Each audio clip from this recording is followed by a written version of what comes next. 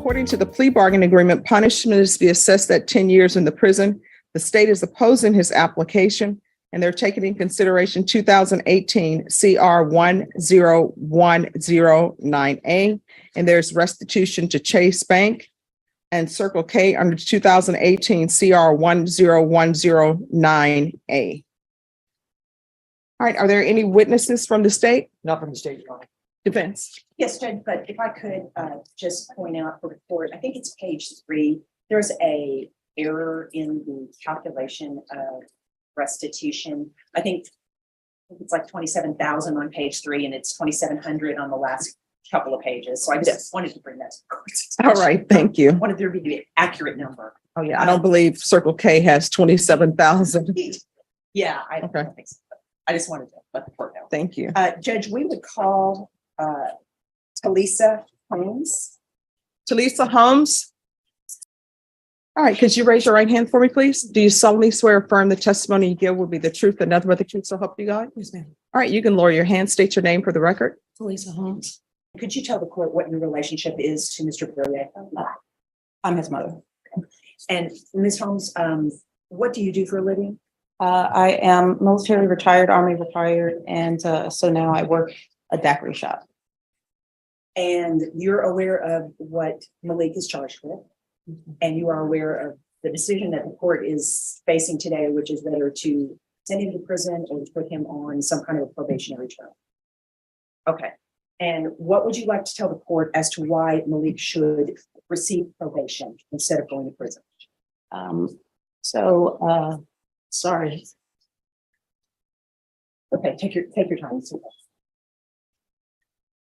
Counsel. Yes, thank you, Judge. You're welcome. You know, as a parent, your kids are your life.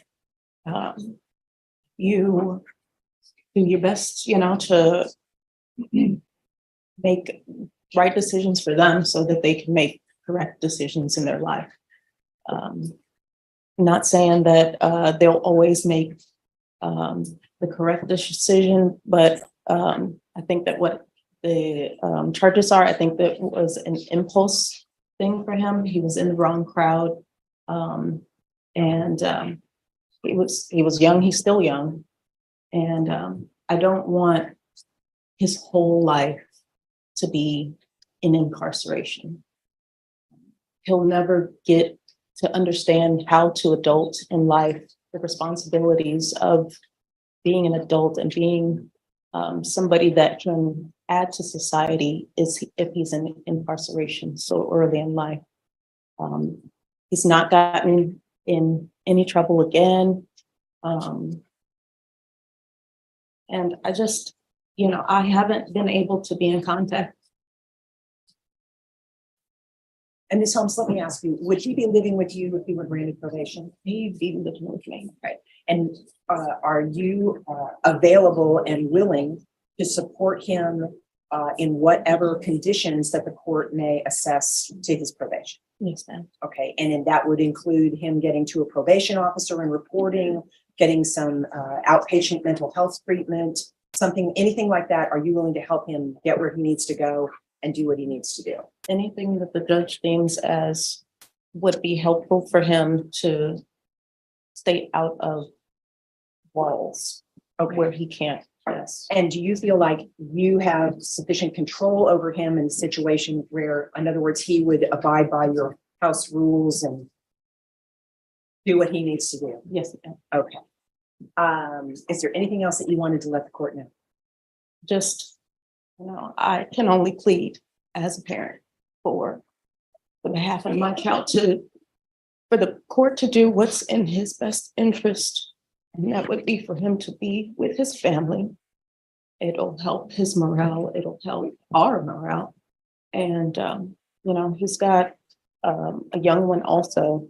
He's got a baby that he hasn't met. So, you know, things like that help to redirect any negative behaviors from an individual. Can't say the same thing if we were to be apart for longer. And at the time of this offense, when it occurred, he was 17, is that correct? And he's 21 now. And so he's gotten married and had a child in that time. Yes, ma'am. We'll pass the witness, Judge. State, May I, Your Honor? yes. Thank you. Ma'am, was your son living with you during this time of this offense back in 2018? That specific time frame, no, sir. He wasn't, No, sir. and he was only 17 years old? Yes, sir. Why was he not living with you? Because just like any child, he wanted to live independently. Okay, so independently, he went out and committed the robbery. Is that correct? I think that, no. And then when and are you aware that he went to Bell County and was arrested there for 3 different charges in 2022? I have not been in contact, so no, I was not aware. So you haven't been in contact with your son in 2022? 3 years. How many? Years, 3, 4 years. So if he is given either deferred or probation, is he gonna live with you? He's gonna live with me, yes, sir. But you haven't been in contact with him for how many years? 3 years. Okay, thank you. No further questions. We have nothing further. I have a question. Yes, ma'am. When you say that you haven't had contact with him for 3 years, is that you all have not talked on the phone? There have been no letters written. You haven't seen him for 3 years? So I've been writing while he's been incarcerated here. I haven't gotten anything back. But I mean, has he been incarcerated for 3 years? I mean, Judge, No, there has been a lag when he was charged with this offense, not in custody. And I believe there's a farm forfeiture on file, and then he was rearrested. All right, so I'm trying to figure out, why have you not had any contact with him? I don't think that, so I was going through my own military, issues and things, and I don't think that my son wanted me to be more involved in what he had to go through. No, I'm not talking about the jail instance. I'm not talking about him being charged with this. I'm just talking in general. So is there a reason you haven't had any contact with him? No, All right, just a moment. So the line that's here, there's an inmate right there. So I'm sorry, but you all are going to have to wait because it makes it easier for the deputy. Yes. yeah, I can't say for, 100% why, but we just haven't been in contact because I also had my own pending felony type of thing going on at the time. All right, what pending felony type of thing? So I had a hindering apprehension a long time ago, like 2019. I'm sorry, had what? 2019, hindering Apprehension? Okay. And where's his father? Never was in the picture. Okay, all right, thank you. Any other questions? No, ma'am. State, any other questions? No, nothing. All right, thank you so much for coming in. Thank you, ma'am. You're welcome. Judge, we would call Antoinette Hollister. All right. Antoinette, do you want to? If you don't want to, it's okay. All right, counsel, if you want to let me know what she would say, if there's no Yes. objection So, from the state. Yes, so Antoinette is the younger sister of Mr. Boyer, and she actually cut short her vacation plans in California to come back and be supportive of her brother. She is also living in the home. He is a high school graduate. She's working. She would have testified that she would be supporting him along with mom, making sure he makes all his appointments and does whatever he needs to do, giving him the family support and assistance he needs, not only in meeting his probation obligations, but with his new baby as well. All right, thank you. All right, if you all will wait till we finish the hearing to approach, that would be greatly appreciated. All right, any other witnesses? We'll call Mr. Boyer. All right, can you raise your right hand for me? Do you solemnly swear or affirm the testimony you give will be the truth and nothing but the truth, so help you God? All right, you can lower your hand. You're going to need to speak up so the court reporter can hear. State your name for the record. Malik Boyer. And you need to keep it that loud, Malik, okay? So Malik, you understand that the judge is facing a decision as to whether to put you on probation or send you to prison. You understand that, right? Correct. Okay. And tell the court, if you would please, why you believe you deserve to be on probation. Not that it's any excuse at all, but at the time of the crime, I was a 17-year-old knucklehead and drug addict. These past few years, I've grown to fix my bad habits, and I also haven't caught any new outstanding charges. I also don't have any prior outstanding criminal history. I just really need a second chance at life. I just had my first child, who will be 9 months this month, and I want an opportunity to be there for him and my fiance. So if you could find it in your heart to grant me probation, I can promise you 100% that you won't see me again. I just need an opportunity to prove myself. And Malik, you had some mental health issues, correct? Yes, ma'am. Okay. And when you and I were going over the PSI, I told you that the probation department, that if you were granted probation, they were recommending some outpatient treatment, correct? Yes, ma'am. Are you telling this court that you'll be willing to completely commit yourself to whatever recommendations through the probation department or whatever conditions that the judge wants to assess? You're willing to do whatever it takes to complete this probation successfully? Most definitely. Okay, and can you tell the court why you haven't been in contact with your mom? Because the court was asking that question. I didn't want to bring my mother into more of being in the way, especially if there was any possibility of her getting any criminal charges brought up against her to mess up further what I had already damaged between going on with my little sister and things like that. And Malik, are you willing to abide by your mom's rules of the house? So whenever she says you have to be home, you have to be home? Yes, ma'am. Okay, are you willing to go and get a job? Of course. What kind of job do you think you could get? I already have 2 jobs lined up, actually. One is a lawn service and another is a forklift driver through the Christian Ministries. And how did you get those job opportunities? I went to a prayer call and I was handed a slip, and another one is from one that I already had previously. And have you received any medication or medical assistance while you've been incarcerated? No, no. Okay, so you're not taking any medications, right? Okay. Do you feel you need any medications? I've been prescribed and things like that, but I was self-medicating and things like that. So, And so if the court grants you probation and you're given this opportunity and the NIC unit supervises you and they get you assessed and they say that you need to be on medication, are you going to take it like you're supposed to? of course, Okay. Are you going to self-medicate on the side or anything like that? no. Are those days behind you? Okay. We'll pass the witness. State. There, thank you, Your Honor. Sir, you stated that, one, you were out on bond for this case, is that correct? Right. And then during that time, you went to Bell County and picked up 3 additional charges? 3 misdemeanors, just said. Right, an evading, 3 misdemeanors. yeah, an evading arrest, detention, right? Correct. And then also a failure to ID, Correct. and then also possession of marijuana, right? Right. Okay. And you've been incarcerated since that time to this time. Yes, sir. And the co-defendant in this case, is that a friend of yours? My acquaintance. Acquaintance? All right. Everyone, please whisper. And if you could please speak up. Speaking of the mic. And Sorry, He didn't get it. he said it was acquaintance. this individual was just an acquaintance of yours, meaning that you've only met him a few times and you just hung out with him? Correct. So you decided to go in to the Circle K and commit a robbery with him? No, and actually, that whole day was, I only remember certain parts because I would black out occasionally. Blackout, but you were blacking out because you're on Xanax, right? Correct. And you're also drinking and smoking, right? Correct. Okay. That's what you stated in this PSI. Yes, sir. But I just wanted to also be known that I haven't done any of those drugs since I've been incarcerated the first time for those charges.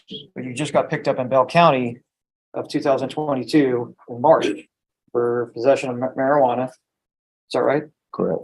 And evading arrest and also failure to ID.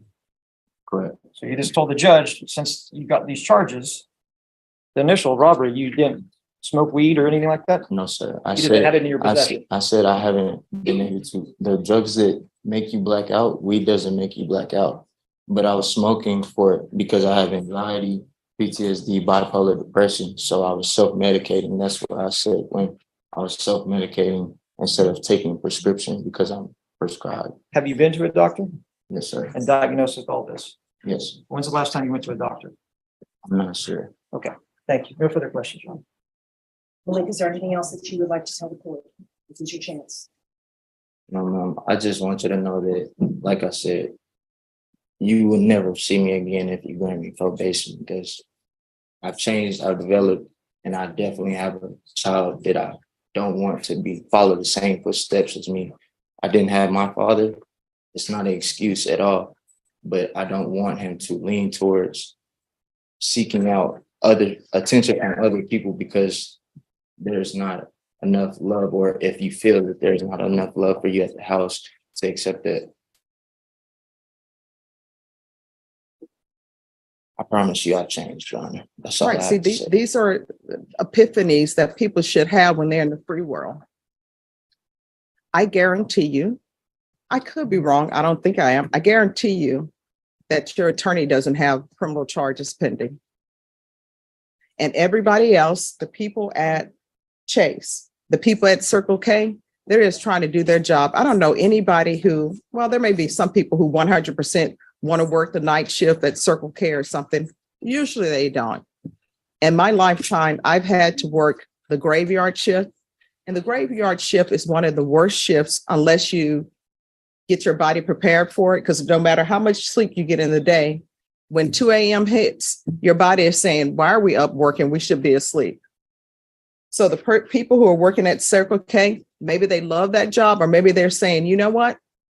I need money. I got bills to pay. This is the job that's available for me. I'm going to do it. Everybody in this world, even in this courtroom, everybody's doing their job.